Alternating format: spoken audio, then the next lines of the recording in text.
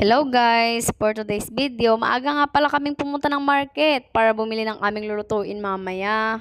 Bumili nga lang kami ng oink-oink at chimken, pati na din ang pating.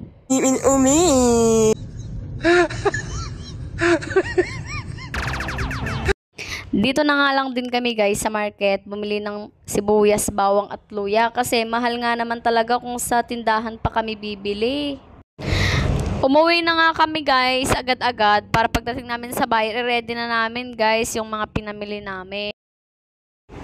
Sinanay na nga lang guys yung nag-intindi ng pag-chop-chop ng karne ng manok at saka karne ng baboy dahil kung ako, ay Diyos ko, wag na lang, ganyan na lang dahil natakot ako guys, baka maputol ko yung kamay ko. Hala ang OA!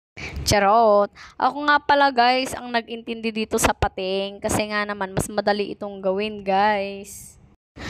Pagkatapos ko nga guys hiwain ang mga pating, akin ang pinaliguan ng 5 beses. Hala, ano daw? 5 beses? Oh, baka may magreklamo dyan ha. 5 beses ko talaga yung hinugasan guys. Kasi para mawala talaga yung lansa. Habang pinapaliguan ko nga guys yung mga pating, biglang dumungaw dyan si tatay kasi naman tinatanong daw kung ano ba yung pinagkakaguluhan namin. After ko ang mahugasan lahat guys ng mga pating, pinagtatadtad ko lang yung pampataboy ng aswang guys para naman maging mabango yung ating pating.